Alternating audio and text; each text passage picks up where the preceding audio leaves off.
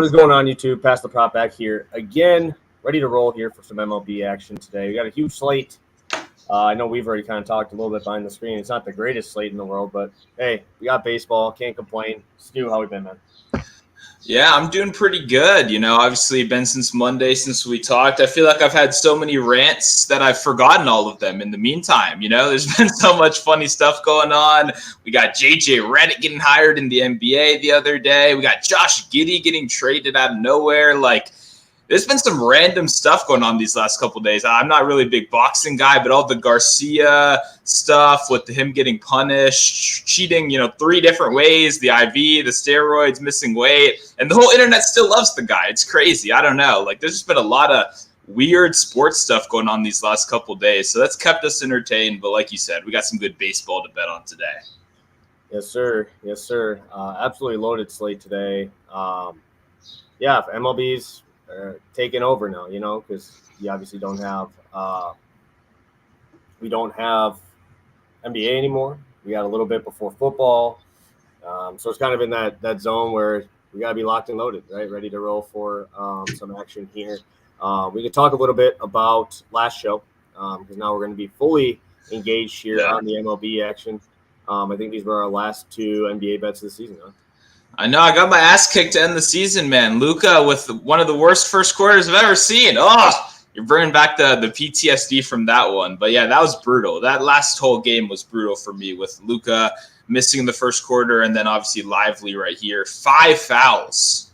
5 fouls. I believe you got a bunch of them early as well. Just that game crushed me, man. I didn't think Dallas was going to win. I knew it was kind of over. It seemed like Dallas was a little too happy they got their one win and not focused enough on making history. But I didn't think they were going to get their ass beat like that. I thought they were going to kind of fall on their sword a little bit. But now, brutal end for the NBA season for me, unfortunately. I mean, it was 2 games to end the season. I wouldn't call that brutal. But you want to end on a high note. You don't want to end on some losses. And that was not a fun final 2 games for me. Yeah, I mean, I thought that was kind of accumulation of the playoffs. I thought that was probably one of the worst NBA playoffs I've watched. I thought it was one of the worst seasons I've watched. So it's kind of nice to have it end like that, like shit, so everybody else can start to see how fucking garbage this year was. So. I mean, I'm not going to argue. I would say it's probably the worst playoffs of my lifetime for sure. In terms of watchability, all that blowouts, but. Hopefully they take their lesson and, we can improve next year. That's the hope at least. Yes, sir. I felt pretty good, right? We got our plus money spot. Unfortunately, lost my long shot, but Braxton Garrett crushed. Ended up with, I believe, only 1 run. He gave up a homer in the 5th. Dude was rolling, 6 strikeouts, 6 innings. Looked really, really good. Happy to see that. Cardinals continue to struggle outside of yesterday. They decided they were going to turn it up yesterday. And then the Brewers game, highest score that did not come through because one of the lowest games on the list for highest runs went crazy, right? You saw the Mets game score 16 runs. Yeah. Don't think that's going to happen for a long time again. But tip your cap sometimes. You get to that shit part of the bullpen down when they're down 5, and those are the games you got to capitalize on. So good for the Mets, and hopefully we can continue to roll the day. We are at even 500, but we're up 10 units with our long shots. You guys know I don't put the long shots in the losses, but I do take off the half unit on those just so you guys know how we track it and how we get it going here. We got about 6 of you guys in here the first couple minutes. I know this is a little earlier start time. My apologies. It's my doing today. So, Stu, we got a decent slate. We got 1 early game, obviously, with the Cubs, always playing early on these Fridays. Is there any game that you specifically want to target or talk about today? I mean, I think the big screen game easily today has got to be that. I mean, the whole series, honestly. But I mean, Yankees Braves, right? To me, that's 2 of the biggest teams. Obviously, Acuna playing would make that a little more star power. Braves being at the top of their game, but they've been looking better, right? They've been looking better recently. 2 of the best teams in the league, 2 teams that we're going to be talking a lot come playoff time. Obviously, a huge series here, and starting off tonight with a pretty solid pitching matchup from 2 of the best lefties in the league as well. So I don't know. That's going to be a fun one. I got to figure out what Brave I'm going to take to hit a homer. One of them's going deep. But I haven't figured out who. Maybe we'll figure out by the end of the show. But I think to me, that's clearly got to be the number 1 game on the slate tonight. Yeah, no, don't mind that one. I think, dude, the Braves are I don't know, man. They're not good right now. They are not good. Michael Harris, dude, they're not good. Like, I don't care. What's your argument? There is no argument over this last month. They're one of the worst offenses in baseball. That's what we're talking about since Acuna went down. They're one of the worst offenses in baseball. Austin Riley hasn't picked up. You got Michael Harris on the IL. I mean, their team is not good. I think they're a mediocre team right now, honestly. But don't you think these are the kind of series where like guys elevate? Like you still have the Austin Rileys, the Matt Olson. Like to me, like I get it. It's not been bad. He has genuinely been bad this year.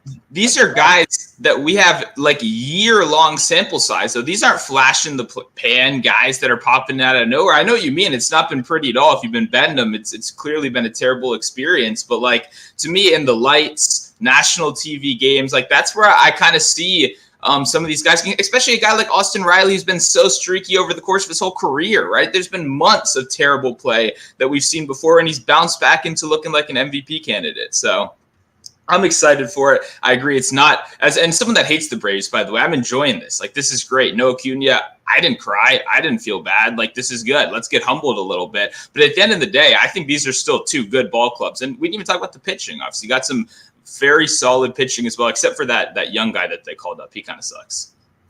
Yeah. I mean, when you're looking at the Braves being last year like a 130, 140 WRC plus versus lefties, this year they're average. They're like 105. Right. I mean, it's a huge step down. Olsen, yeah, I'm looking at his numbers, dude, just comparatively. I mean, an OPS under 800 for a guy like that in the middle of the lineup with that many guys there, not great. You're just gonna have to hope Ozzie Albies can do it there, and obviously Lucas and Acuna is huge, but they really weren't not doing that much with him healthy. Obviously, hope he gets a speedy recovery, and hopefully they can turn it up a little bit. For me, I think I'm going to be in that Phillies Zona game. I like that series quite a bit. In Philadelphia, should be warm weather. A lot of power on both sides. I think this could be one of those series where, people that don't follow baseball that closely could get a nice little peek at Ketel Marte, at Christian Walker, two guys that should be probably up towards the top of all-star ballots for the NL. I think that both of those guys are well-deserving to be in the all-star game. I think, honestly, Ketel Marte probably should be starting at second base. And that's with me being the biggest Bryce Terang lover of all time, right? I love the guy and obviously have a personal relationship with him. But I still think that Ketel Marte is one of those guys that not many people talk about yet. And Christian Walker obviously just absolutely nuking lately. So hopefully the series turns out to be a fun one. And it's going to be rowdy in Philly. So it should be a fun one. Yeah, no, I was just at the game Marte homered in the first inning at. I was just getting to my seats as he hit an absolute bomb to start off the game. And like you said, those Diamondbacks, they're scrappy throughout the whole thing too. Like McCarthy been playing a lot better. Obviously got Perdomo over there as well. Like it's kind of what we talked about last year with like the back order of the Rangers, where even those random guys, not this year, those guys have kind of cooled off, but we're kind of kicking your ass towards the end of that lineup. It's a little bit similar this season with all those young guys. And Corbin Carroll hasn't even really turned it on yet so far. He obviously had that triple in like 1 second against us. I don't know if you saw that. I did. I was wondering what they were referring to. Are they saying that his second to third was that fast or what? Because I thought it was so confused by that tweet. Yeah, I saw it too. I thought it might have been the first to third, but I wasn't 100% sure. No way. In a second? No. It was like 1.7 or 1.4. I mean, I don't think an Olympic sprinter could do that, right? And I mean, I obviously love Corbin Carroll, but can you guys still hear me? I see we still got 10 of you guys in here for the first couple minutes here. Were you out there or was that me? No, both of us, I think. I don't know. Oh, that was weird. Mine was still moving on mine. That was weird. I was checking. I was good. So, but no, I mean, there's no way like that. Yeah. It'd be second to third. Like you run 60s, right? If you go to like showcases and tournaments and stuff like that for tracking guys, they do 60, and the fastest guys you're going to see are like 6'2", 6'3s. And I'm sure Corbin Carroll's up there, but I'm great, dude. I don't know about that. I mean, he could be full speed, and maybe I'll maybe give him second to third because he's at full speed tip in there. But that was a funny one because I'm like, dude, what is this tweet, bro? Like, this guy just saying 1.4 seconds. Like, where are we getting these, dude? Crazy. And also, by the way, our outfielder dropped the ball. Like, that shouldn't have happened at all. But we don't even have to talk about that. Nationals suck. I'm still wearing the hat anyway. We didn't get the win. I'm 1-1 at the stadium, by the way, now. So got to go correct that pretty soon. Yeah, no, I haven't been to a Brewers game in a little bit, so I won't be on this trip, obviously, in San Diego. But I think it's time. I'm going to go retweet your tweet here quickly. And I guess I can start off because it looks like I am the one with the 2 plays today. And maybe that second one's damn near a collab because I know you mentioned you liked it when I mentioned that talk about that play. So maybe we talk about that a little bit there. But I'm going to be going to the game I just talked about. And I'm going to go with Jordan Montgomery under 15.5 outs. This is minus 115. This is on DraftKings. And honestly, dude, I think this is a sell high right now because Jordan Montgomery obviously had a phenomenal outing against the White Sox in this last outing. But my God, dude, the White Sox, dude, they're a poverty franchise, bro. Like they're that bad. This offense is horrendous. They have no power anywhere.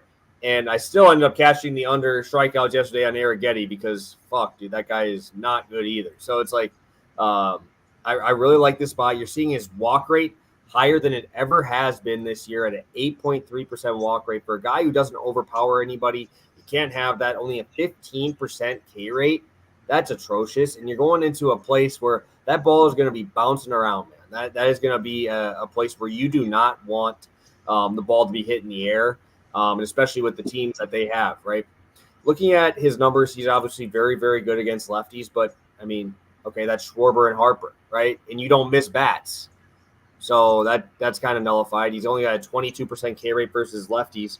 Against righties, he has a 1.37 home runs per 9.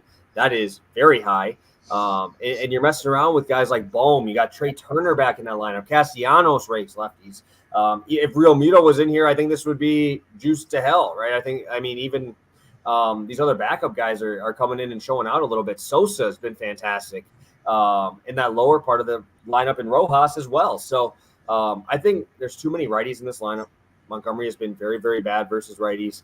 Almost a 5 xFIP, 361 batting average on balls in play, 14% K rate to righties. It just is not going to get it done in this spot. You look at his numbers also, his other start combined with that White Sox outing. He still got a 4.96 xFIP in the month of June through his 3 starts there. So, man, I just have a very hard time, especially with a guy who's only getting 40% ground balls to righties. That's scary, right? He used to be a ground ball guy, right? He's 60% ground ball to lefties, but only 40% to righties. I'm nervous, man. I think he's going to get hit around a little bit. I think that walk rate is a bit scary too. When you're seeing the numbers as high as they are, dude, like he's thrown 24 innings already in 6 walks. He's only got 13 Ks against on the road this year against righties. He's got 30 strikeouts, 18 walks. Like that is not going to get the job done here. I think he gets smoked. I'd rather take the outs than like the earned runs just because, I think there's going to be a lot of deeper counts here, especially with a guy like Bohm. I think there's going to be guys like that, Trey Turner at the top of his lineup. We almost forgot he was there. Like, that's crazy. MVP caliber player, we almost forgot because the Phillies were playing so well without him. So I think this is a great spot for him. I think that we're going to see the Phillies get after it today and kind of flex some muscle in the first games of the series. And when you have a guy like Taijuan Walker on the other side, you got to have to score. Taijuan Walker's going to throw this ball into the ground, throw bowling balls at people's knees, and hope they hit it in the ground. Montgomery used to do that. There's just not enough velo there anymore to really get it around there. And I'm kind of worried. I'm kind of worried for a guy with a 13% whiff rate on a sinker that's down 2 miles an hour this year. Sign me up, baby. Phillies, baby. I'm going to be rolling with them quite a bit. Yeah, he's looking nothing like the guy who's kind of looking down the stretch last year, obviously. And then it's kind of exactly what you mentioned. You see a little bit of decreased velocity. Now we got a tough matchup right here against a team that, like you said, they're going to load it with righties. And the lefties they do have, Harper, that's not a guy anybody wants to face no matter what side of the mound. And then Schwarber, he's swinging for bombs anyway. It's either going to be a strikeout or a K, So obviously Bohm was one of the first guys that popped for hit parlays and stuff. I love Trey Turner. I don't love going to guys immediately off the injury, but he's come back and he's looked good in these last couple of games. So both very good hit targets in terms of total bases, hits, runs, RBIs, stuff like that. I definitely like the look right here. And I do just in general, fading pitchers after they've had good outings outings against terrible teams is like one of our favorite things to do on this show, right? Because the stats, it makes your average look better, your array. If you're just box score watching, 6 innings, couple no runs, oh God. And you don't take the time to be like, yeah, he beat up on the worst team out there. So definitely like taking advantage of it. I'm definitely telling the play right here. Yeah, no, I think that's a good bring up there. And lastly, I'll kind of put this into perspective here. The White Sox against lefties so far this year, 82 WRC plus, right? That's 18% worse than an average player for their team. And now you go over to Phillies, and this is just straight against lefties. Phillies are fourth in the MLB with a 118. Right, it's almost 40%. Right, or it is 40%, 46% better. That's over half a player better, man. Like that's a big flip. And now you're going to a place that, I mean, how hot is it there, Sue? It's like 75 here right now. It's worse than that. We're getting close to triple digits over here on the East Coast right now. Ooh. Yeah. Ooh, and if 6 out of 10 balls from the right side are going up in the air, baby, it'll be a long day for Mr. Montgomery. So looking forward to that one. Stu, take us away with your play of the day. A hit parlay with 2 guys that we like here. Yeah, I was fired up to get this one right here. We got Steven Kwan and Bobby Witt right here, minus 127 for a hit parlay over on FanDuel, minus 165 over on DraftKings. And that's probably what it should be, because anytime I can get 2 of the best contact hitters in the league in the parlay together, I'm going to do that. I'm going to take advantage of it, especially when you look at the fact that neither of these guys are like facing incredibly high-end pitching. Obviously, Evaldi is the tougher matchup, but when you look at limited career sample, couple doubles, 499, average and 9 at-bats, we don't ever really care about those small sample size things. I like playing guys that are on heaters, that are playing insanely well right now, but it is good to see when you have an experienced pitcher that at least, got a couple extra base hits off him in the past. Rodriguez on the other side, more obviously hits allowed than innings pitched so far. Another guy that not someone I'm super concerned about when we're batting or when we're backing the elite of the elite. And obviously you can go into depth. And, I've done it before, right? Where last time I talked about how Bobby Witt Jr. was the only guy that I saw with a 333 expected batting average against 4 separate pitches. It's looking the same again right here. It's one of those situations where, like, everywhere you look, these are 2 of the most consistent guys. Now, Kwan, 390 at home so far, 14-game hitting streak. He's got more multi-hit games than he does have games without a hit so far this year, right? This is a guy that's a pure bat on-ball contact guy. The total bases are starting to come at a higher rate, a little home run every once in a while as well. Like, both of these guys are just seeing the ball so well right now. I don't know. I don't see how I could possibly not play this. Like, I truly don't. To me, we're not at like Arias level yet, but Kwan back-to-back seasons has been second to Arias pretty much. And then Bobby Witt, on the other hand, we're talking about MVP candidate. We're talking about highest average out of all qualified hitters so far this year. Once again, minus 127 just does not. I've played a lot of hit parlays, right? But getting 2 high-end guys when they're not necessarily facing elite pitching on the other side for a reasonable price is not something we're very used to. And to be honest, by closing time, I think Kwan gets probably pretty heavily steamed. And I wouldn't be surprised with Witt as well. So I like this at minus 127 on FanDuel. I definitely hop on that while you can. Yeah, no, obviously you want Steven Kwan whenever you can, right? Obviously they're a team that is like a very heavy contact team. When you get to the bullpens a little bit, you're going to obviously get a nice little downgrade there as well. So, do not mind the spot at all. Obviously, always love to back Bobby Witt, man. He's so good. He's pushing superstar category if he's not already there, right? He's one of the top 5 most exciting players to watch in baseball. I think he kind of took Julio's spot, right? Yeah. Because he's way up there playing a very, big position, right? You're playing shortstop, right? You got to be kind of have a little bit of that flair as well. Obviously, I'm always a big fan of, backing these big time guys. I can't believe it's 127. It just seems a little bit weird to see that. So I did see someone tweeted at me something about the Braves. So I was must have pushed some buttons, even though Washington Nationals just fucking beat them in their series, bro. We did. They just beat them 2 out of 3. You want to look at the last 6? They played the fucking Tigers, dude. I think that's pushing poverty franchise too. Yeah. I also hate those guys. So yeah, from last year. So I mean, yeah. We don't have to get bogged down that because I don't want to be the Atlanta defender here. Like, I'll leave that to whoever's arguing with you in the chat, obviously. Well, no, I think I saw it on Twitter. I just saw a message. I didn't even get to really even look at it. All I saw was some Braves have not been that bad. I'm like, oh, yeah. I mean, what you're looking at is, a team that you're projecting top 3 in the NL. It's like, did you see that there's only 4 NL teams over 500 right now? I didn't see that. Crazy, dude. That's crazy. Oh boy! I mean, once again, just point blank, the fact that if we played the playoffs right now, the Nationals would be there. Like they're a wild card. Like, I've watched every game. They're not good. Like, it's crazy that we're here right now. So yeah, to hear that, I guess I'm not super surprised, but it's kind of sad almost. We need a little bit more action going down. Yeah, shout out the crew. Maybe we see a Nationals Brewers thing going on in there. I mean, well, it didn't end up too well for you last time, did it? Yeah, so. I mean, yeah, we look at last time and you got rid of fucking Juan Soto. So yeah, your whole team is dick. Like, yeah, we have no players from that squad. Yeah, I was gonna say, I think Howie Kendrick was like your second best player on that fucking team. He was amazing. Yeah, I know, that's what I'm saying, but yeah, he's probably 62 now, right? Or however old he is. He's a coach for the Phillies right now. So we still got Patrick Corbin from that squad, and we have. I think everybody left maybe Ryan Zimmerman's dead grave going right now, dude. That dude's probably 50 now too, but he was there. He was doing well when he was there. So I was gonna say he'd still be raking at 50. He was still hitting like almost 300 plantar fasciitis, barely being able to move down there at like 38. So got love for Mr. National over there. Yeah, I don't think he would. If he was playing now, I think he'd have blown up, bro. Too many guys throwing 105.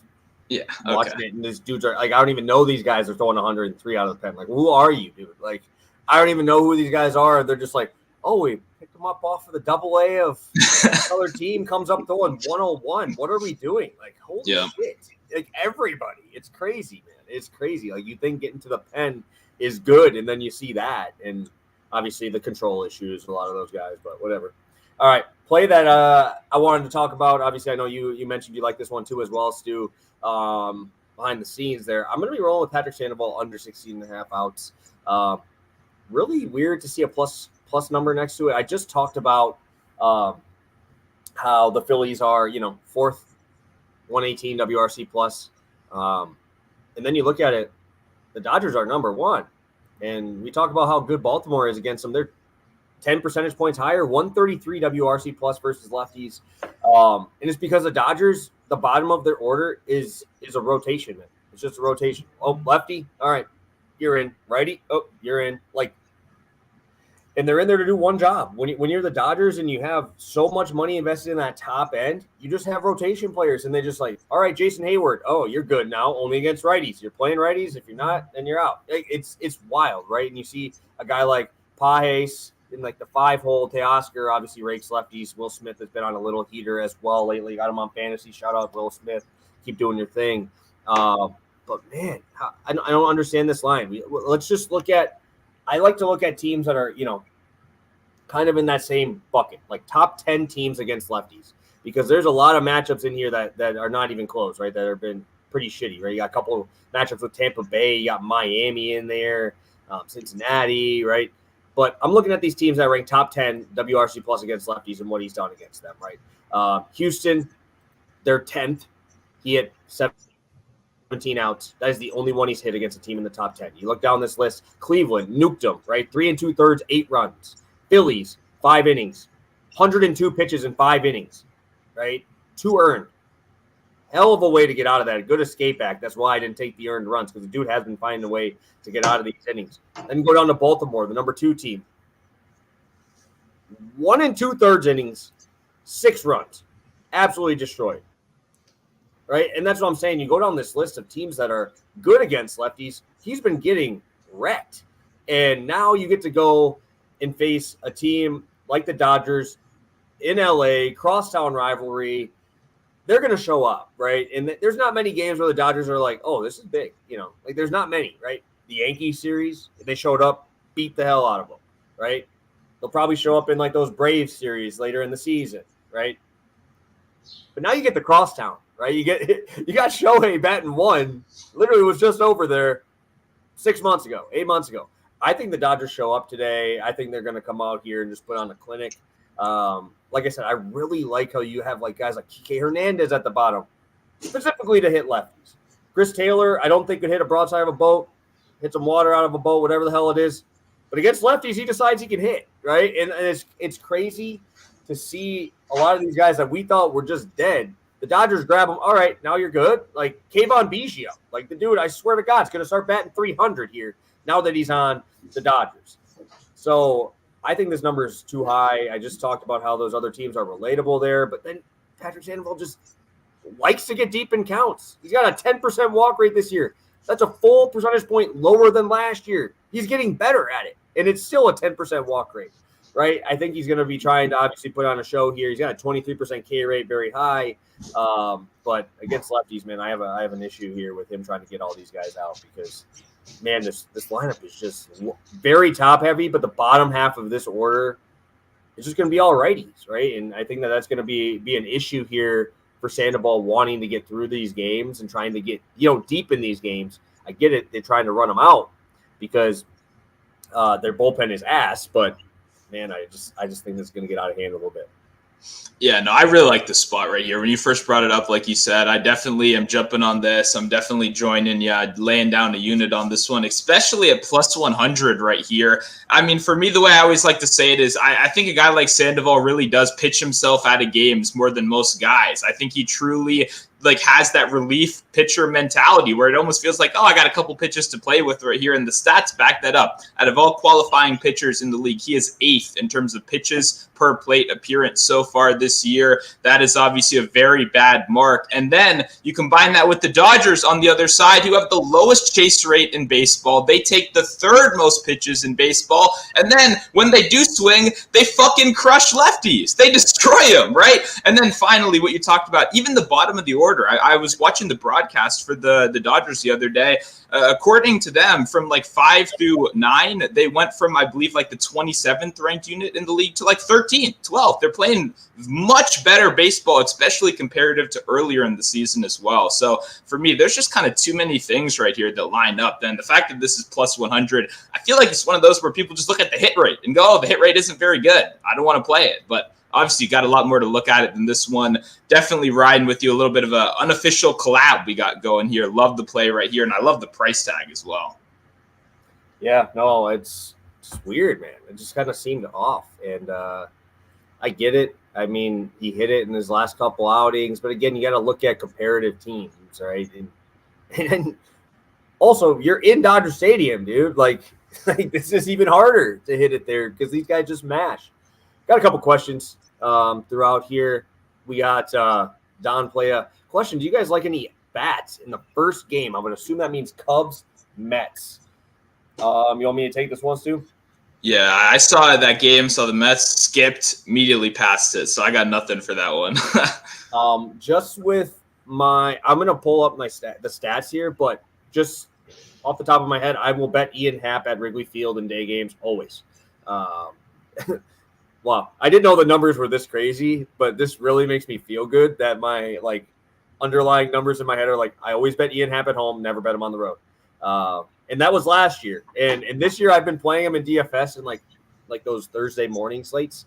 319 batting average in Wrigley. What do you think he's batting on the road this year, Stu? Oh boy. 239. 167. Oh my God.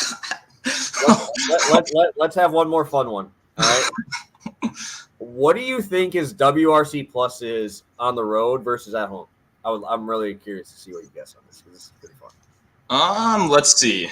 Let's go road first. Okay. Well, I don't know. What do you think? 85, something like that?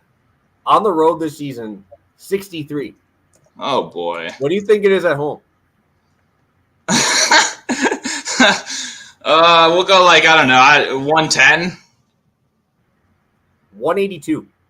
Sorry, you cut out. The dude's almost 182. Almost 2 times better than the average player at home and 40% worse than the average player on the road. Obviously, I bet Ian Happ a lot at Wrigley, and I never bet him anywhere else. And this just really helps me kind of relay it into numbers here because I say it all the time. I've said it on a lot of shows, mostly on here, like bet Ian Happ at Wrigley.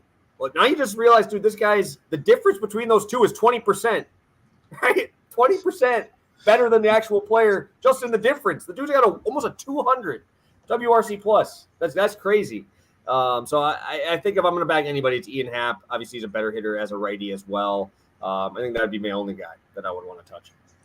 Yeah, I mean, it's funny to hear it out in the numbers, but you've been on that for years, like quite literally years. And it's funny to see a guy not be able to adjust to that either, right? Like you'd think that's something that as the sample size gets bigger, it becomes less relevant, but clearly not been the case, So yeah, that might not be a bad way. Obviously that team, we don't even really like to mess with them on the road in general, but definitely Happ at home today with that heat, cranking up definitely seems like a good spot. Yeah, and I mean that's something that obviously numbers continue to go, but also like backdrops. Like Wrigley has one of the best batter's eyes out there too, so you might be able to pick it up better. And then one of them that makes it harder is Tampa Bay. I've heard notoriously is one of the hardest places to hit with the batter's eye. And the one guy I remember talking about was Willie Adames. He was talking about like he could not hit at home. Well, the dude smashed on the road, and now he's actually hitting well because the Brewers have a nice backdrop too. So that is something to think about because if you can't pick up the fucking spin of a 90-something mile-an-hour pitch, like you're screwed, man. You're screwed. So that's my only one that I would talk about in that game. If you have any other questions, drop them quickly. We got 20 of you guys in here now. This is coming up on our normal time, past the prop normally here. So let's do a quick recap. If you got any long shots too, we'll get that going as well here. So let's do it. Sounds good. For me, we're over in the hit parlay streets. We got Stephen Kwan and Bobby Witt Jr. both to record a hit, -127 over on FanDuel. Beautiful. I'll be on Jordan Montgomery under 15.5 outs. And Patrick Sandoval of the Angels under 16.5 outs at +100. Stu, coming over to you, my guy. Do you have any long shots on today's slate so far? Are you still kind of looking? What are we thinking?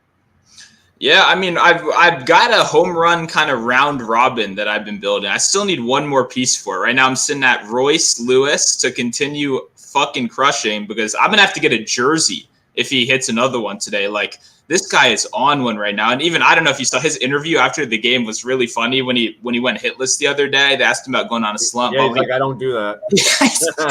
But it was like it was complete sincerity. Like he wasn't joking. Like that was his actual mindset of like slump. Like, I don't know what the fuck you're talking about. Like, I don't do that. Every day is a new challenge. It was like the Joe Mazzulla clips you're seeing go around. We're just stone cold. So had to back that. I've got Gunnar Henderson as well, another guy that's been very, very good to me. And especially kind of with the uncertainty with the pitching on the other side, that one really stuck out. And then obviously Estes, bottom of the barrel percentage so far, a guy that I definitely want to fade, despite Royce, kind of being so good. I think my thing is like, do I want to go like a Bohm for the last one? I like Bohm double more than I like Bohm homer. You know what I mean? Just because he's not like the biggest power guy in the world, but you already heard it at the beginning of the show. I'm very tempted to take Austin Riley, especially with that 43% hard hit rate allowed by Nestor on the other side. When people hit it, it goes very hard. Is it in Yankee Stadium? Say it again. Is that game in Yankee Stadium? Yeah. Austin Riley over, bro.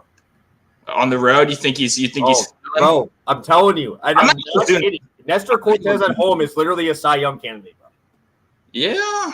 Look at him, bro. I'm telling you, I don't know what it is. The splits are good. I'll check them right now. I know oh my God, dude. I'm telling you right now, it's worse than Ian Happ that I just told you. And I've played him every time he is at home, and he has been money, dude. He has been money. Do not do it. I've said this. Okay. Don't do it, bro. Oh, okay. Now it's time for your guessing game. You want to try to guess the whole road ERA? I don't know. All I know is it's money, man. I bet him every time at home, and I make so much money. Yeah, the home ERA is 1.57 and the road ERA is 5.57. And you're gonna want to bet against that, and then you're going up an elite pen, bro. Okay, bro, don't do it. We're doing a last minute sub here. Then we're canceling out of that one because I don't like going up against you. That's like my least favorite thing to do because then you're gonna shit on me. If you are right as well. I'm not gonna shit on you. I'm really saying. You made money with me. Yeah. With Nestor at home. Like, the dude is – I don't know what it is. Okay, fine. No, I don't want to do that either. Fuck. Okay, maybe I'll just have to post this on Twitter because I only got 2 legs right now. I want to do a Nationals Coors one as well, but like I want to go to Winker again. That's what I was gonna say. I just hit him yesterday. He's seeing the ball really, really well right now. And Washington has like no power in this lineup right now outside of it as well. So that was kind of my most tempting move right there. But his price 480. It's like 600 yesterday. You know, it's not my favorite in the world, but that's what I'm sitting at right now. I got Gunnar, Royce, and Winker at 95.76. Okay, I'm actually gonna have a little fun on this one. All right, because I really like this game, and I'm going to take daily strikeout leaders again because I've been really liking this market. And let's pull it up here. All right, I'm going to the same game actually. I'm going to the Red Sox facing off against the Reds. I think both of these guys could give up a shit ton of power, but also rack those Ks up quick. It's pretty wild because you look at Boston, right? We talk about Boston against lefties. They are the number 1 strikeout team. You just saw Crochet just absolutely dominate them, right? I'm not saying Andrew Abbott's even in the same stratosphere as Garrett Crochet, but I'm saying I came on here and put my nuts on the line, just saying I am going all in on Garrett Crochet. Boy strikes out 10, right? Then you go to the other side. The Reds are one of the worst strikeout teams against righties. They're number 2 to only the Seattle Mariners, right? And if we got those, you're giving me these prices. I'm getting almost 20 to 1 on Cutter Crawford against this team that swings and misses so much. I just watched Paul Skeens go up against these dude, almost like not even care to strike him out after a while. Because he's like, oh, all right, I can get deeper in this game if I just throw the ball over the middle. These guys are going to hit me, right?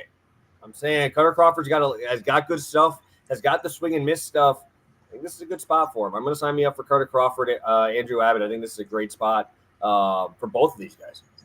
Yeah, I like that. That 19 to 1 on Cutter is like, that's aggressive, man. I mean, ever since the Red Sox said, let's only throw sliders on this team. I mean, it's been great so far. They strike out a lot. And I would almost flip the Abbott and Cutter prices if I were the guy exactly doing it. Because I like Abbott as well. And I like the matchup. That was kind of the thing. You know, I couldn't really decide what to do with that game. So I just kind of stayed away with it. But the Red Sox are a weird combination of like they're hitting lefties okay right now, but they're striking out so much. And they have a couple guys that can strike out like 2-3 times in that lineup as well. So I like both. Obviously, I like the going 11 to 1 rather than just like a -110 on a smaller bet. So definitely joining you up. Yeah, that Cutter one really sticks out to me as a kind of a misprice, especially they priced him pretty aggressively in the past. Most of these Red Sox have been kind of like 11 to 1, kind of 12 to 1. Obviously, Bayo was there the other day. So yeah, I definitely like this look a lot. Yeah, I'll play a little fun in here just to make it go a little crazy in here. Yankees 20% K rate against lefties so far this year. They get the number 1 guy in Chris Sale. You look at the Brewers, top 5 WRC plus against right-handed pitching. They're facing the number 2 guy in Dylan Cease. Right, you go down this list. It's like Jack Flaherty could just walk the entire game, bro. Like he has elite upside, but this, like to pay 7 to 1 on him, to pay 4 to 1 on Cease and Sale, like what are we doing here? Like those numbers are way too short. I know the Braves have sucked. I don't like Rodon that much. And then you get to Abbott, who's got a good matchup. Yeah, Imanaga, dude, Imanaga's facing a team here in the Mets who are 5th lowest strikeout rate against lefties, sub 20%. Like. And those are all the guys above these dudes. Like, I don't know, man. This just seems wild to me. I know the prices are like 4 to 1 on these dudes. Like, Paul Skeens was 4 to 1, and he was all by himself on an island. Now you got 2 4 to 1s. Yeah. Damn, dude, these guys do not want to get cooked by these numbers. So they are just really shitting on them, and then just giving these huge ones at the back end. So I'll bite. Yeah, especially when it's, smaller plays, heavy plus money. You don't have to invest a whole lot. And obviously the return can be very, very nice. So definitely with you. Love the looks right here. Beautiful, beautiful. Stu, you got anything else for the people here? No, it's been a good show today. Obviously, I probably will have another play out at some point today, I think, over on Twitter. So make sure you're following over on Twitter. I just posted about the Discord as well. I got a free Discord going. A lot of smart people in there. UFC card tonight I'll be betting on. I guess not tonight. It's like right now. Or have the 2 Asian guys started fighting yet? I got a bet on that one as well. So it's the Saudi card, the UFC Saudi card. Yeah, no, I think that's tomorrow, dude.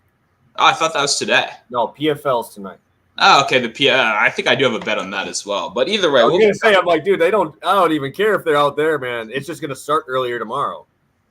Yeah, I was so riled. I was like so like freaking out there because I'm like, I'm pretty sure tomorrow's at 11. I'm pretty sure it's tomorrow. And then there's PFL tonight.